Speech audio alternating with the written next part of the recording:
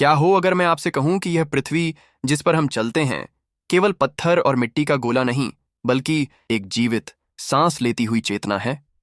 एक ऐसी सत्ता जिसका अपना हृदय है, अपनी धड़ डाचकन है और अपनी स्मृति है।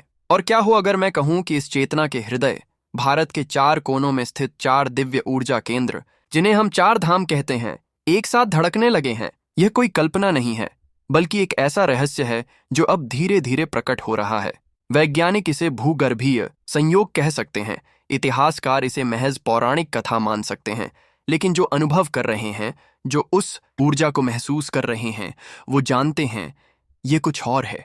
ये एक पुकार है, एक चेतावनी, या शायद एक महान परिवर्तन का निमंत्रण।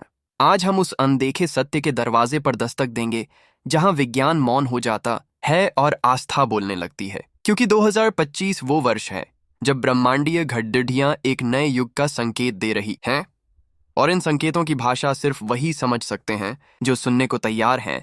कल्पना कीजिए एक विशाल अदृश्य सर्किट की, एक दिव्य ऊर्जा ग्रिड की, जिसके 4 मुख्य बिंदु हैं।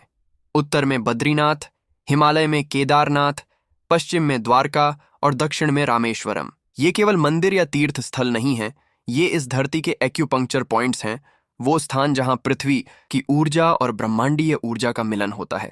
सदियों से ये स्थान अपनी अपनी ऊर्जा से इस धरती को संतुलित करते आए हैं, लेकिन अब इतिहास में पहली बार ये चारों बिंदु एक साथ सक्रिय हो रहे हैं, एक साथ कंपन कर रहे हैं, जैसे कोई इन्हें एक ही दिव्य शक्ति से जगा रहा हो।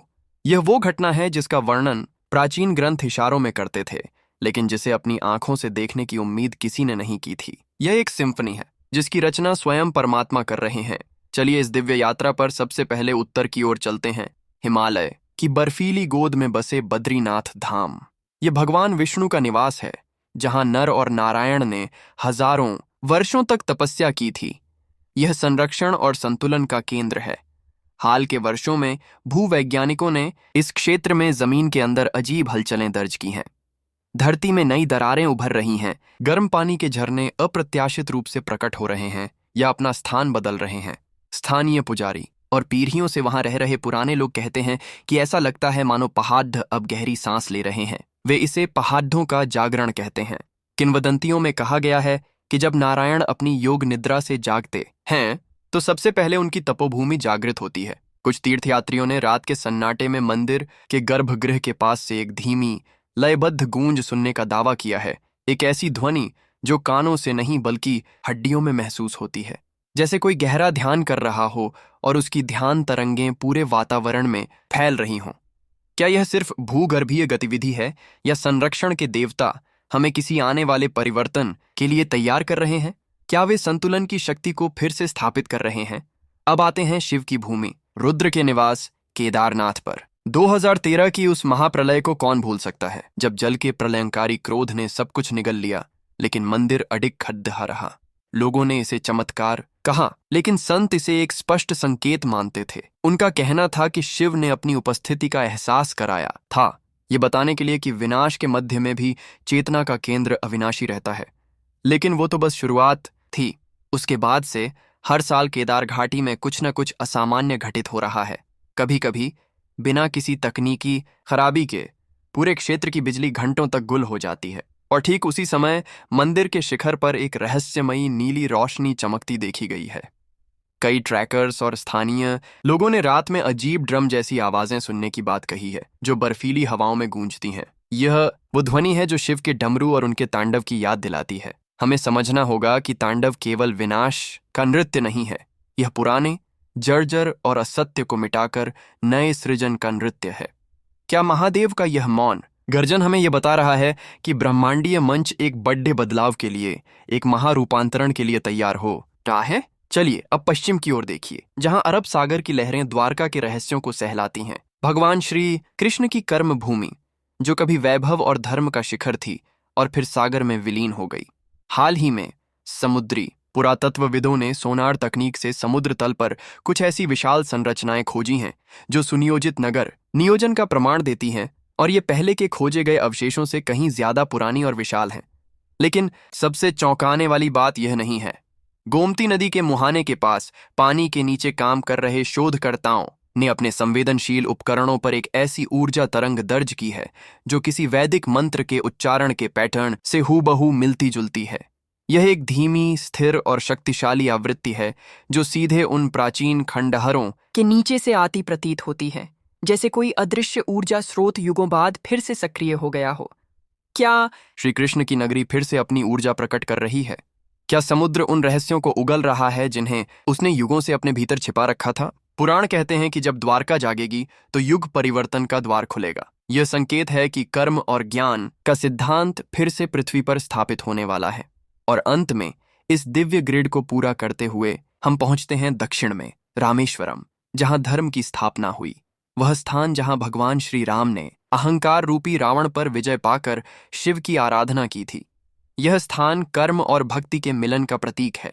यहाँ का संकेत सबसे सूक्ष्म और शायद सबसे गहरा है। पिछले कुछ समय से राम सेतु के आसपास के समुद्री जल के व्यवहार में एक अजीब बदलाव देखा गया है। मछुआरों का कहना है कि कुछ विशेष रातों में, जैसे पूर्णिमा या एकादशी पर, पानी एक अजीब शांत और सुनहरी चमक से भर जाता है।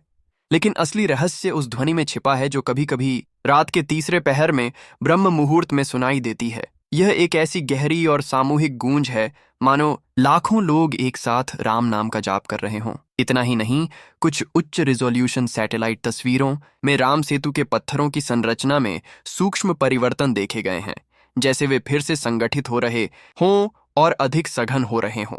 जब धर्म का सेतु, जो अच्छाई को बुराई से जोड़ता है, खुद को फिर से स्थापित करने लगे, तो इसका क्या अर्थ हो सकता है? क्या यह संकेत है कि धर्म की पुनर्स्थापना का समय आ गया है? बद्रीनाथ की कांपती धरती, केदारनाथ का ब्रह्मांडीय गर्जन, द्वारका का समुद्री मंत्र और रामेश्वरम का जागता हुआ सेतु, ये अलग अलग घटनाएं नहीं हैं। ये एक ही महाकाव्य के 4 अध्याय हैं जो एक साथ लिखे जा रहे हैं। ये एक ही दिव्य संदेश के 4 भाग हैं। प्राचीन भारतीय ज्ञान के अनुसार जब ये चारों धाम एक साथ जागृत होते हैं तो वे एक शक्तिशाली ऊर्जा ग्रिड बनाते हैं। यह ग्रिड ब्रह्मांड से दिव्य ऊर्जा को खींचकर पृथ्वी पर केंद्रित करता है।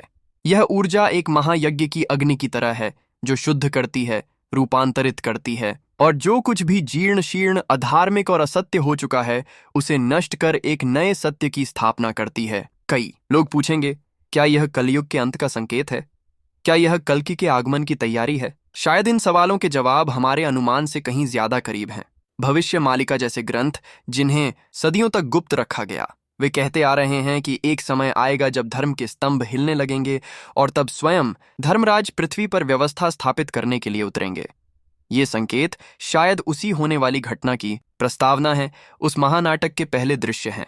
याद रखिए, ये विनाश की भविष्यवाणी नहीं है, बल्कि एक महान परिवर्तन का बुलावा है। जैसे रात के सबसे गहरे अंधेरे के बाद ही सुबह होती है, जैसे पतझड़ के बाद ही वसंत आता है, वैसे ही कलयुग की समाप्ति के बाद ही सत्ययुग का आरंभ होगा। ये चारों धाम हमें चेतावनी दे रहे हैं, लेकिन साथ ही एक अवसर भी दे रहे हैं। चेतावनी उन लोगों के लिए है जो अभी भी भौतिकता की गहरी नींद में सो रहे हैं, और अवसर उन लोगों के लिए है जो जागकर इस ब्रह्मांडीय परिवर्तन का हिस्सा बनना चाहते हैं, जो अपनी चेतना को ऊपर उठाने के लिए तैयार हैं। अब सवाल यह नहीं है कि कल्कि आएंगे या नहीं। सनातन सत्य और हर युग के चक्र के अनुसार उनका आगमन निश्चित है। असली सवाल यह है कि जब वो आएंगे तो आप कहाँ खड़े डिडे होंगे? आप उनके साथ खड़े डीश होंगे या उनके सामने?